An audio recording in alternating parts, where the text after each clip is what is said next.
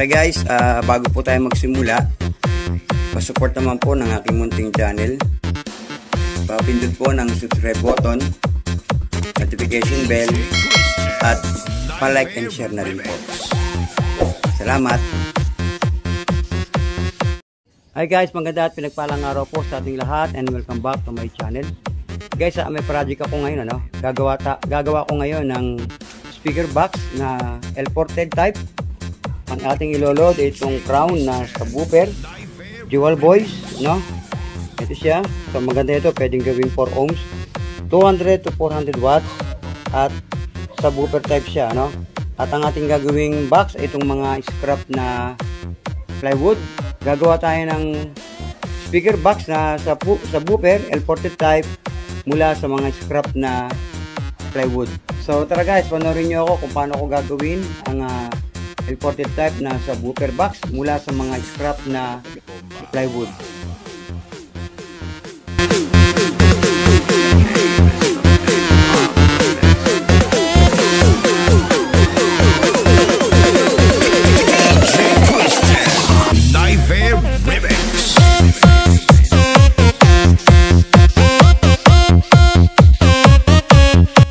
So ito na siya guys, ano? Pinagdikit-dikit na natin. Ito na yung iba, pagdikit-dikit na, no? Yung nga. So habang pinapatuyo to guys, at meron pa tayong iba pang mga ididikit. So tatabasin ko na lang siya guys, ano? Tatabasin ko na siya ngayon ayon dun sa sukat na para sa kanya, no? Okay, ito na siya guys, ano? So natabas ko na siya. And then guys, nilagyan ko siya ng liston, ano? Lahat ng mga pinagdikitan, yung mga kanto niya ay nilagyan ko ng mga liston. Nang sa ganun ay secured yung pagkakadikit, ano?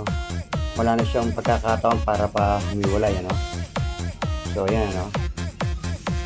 Okay guys, tatabasin ko na lang to. Tapos lilihain ko siya guys, ano? Isasander ko para matanggal yung mga bala-balahibo niya, ano? Okay?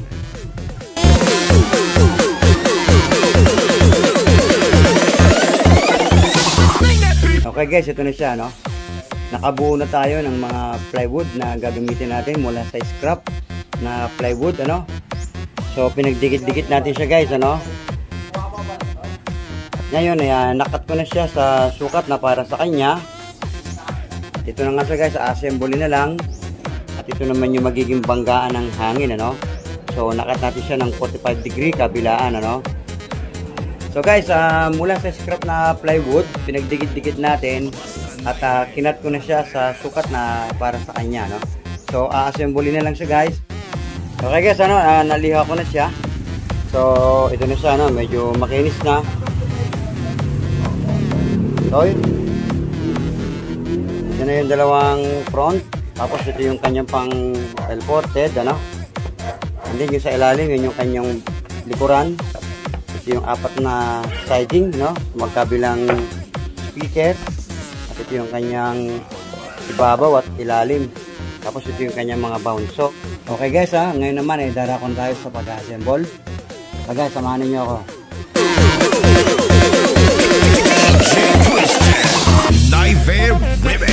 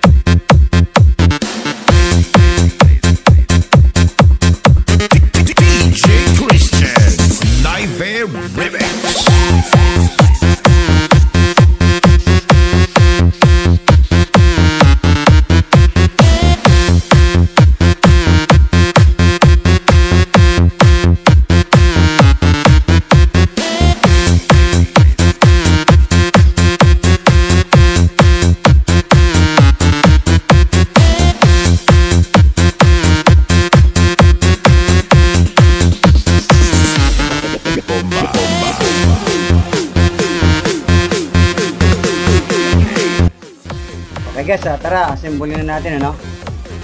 Buuin na natin siya, lagyan na natin yung kanyang siding. Ipipik ko na siya guys. Tara, samahan niyo ako. Remix.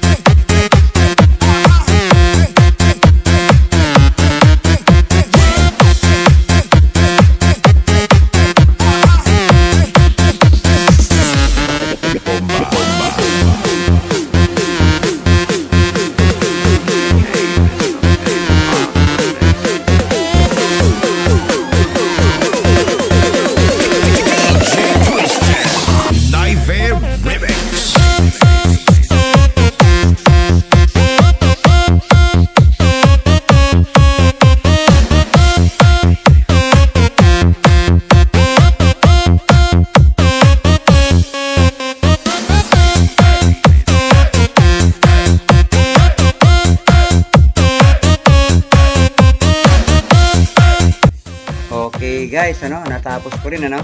So guys, so ito na siya, ano, makinis na, wala na yung kanyang mga kantuan, nabilog na natin, ano. Ito siya, kabilaan.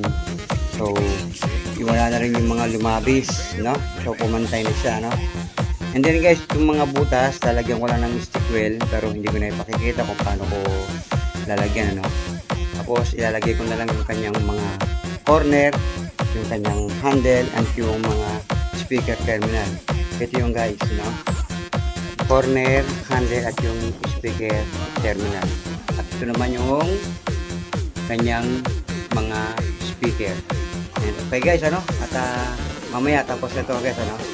Okay?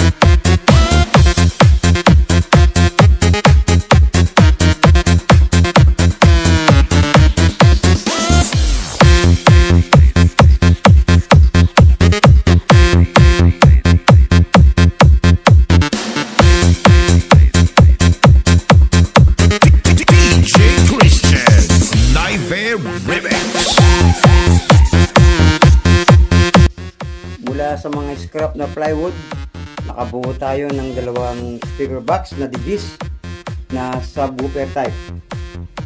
So guys, L40 yan, ano?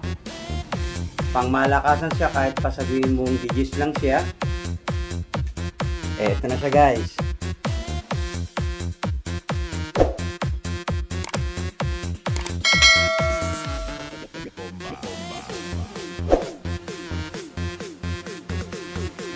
Okay guys, salamat sa Panginoon at nakatapos na naman tayo ng isa namang project.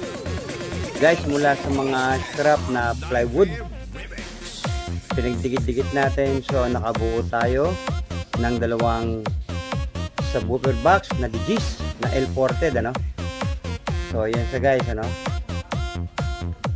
Okay guys, sunod na video na lang yung details ng kanyang sukat. Sabay sound check na rin natin, Sa ngayon guys, dito lang muna. So ito yung kanyang itsura.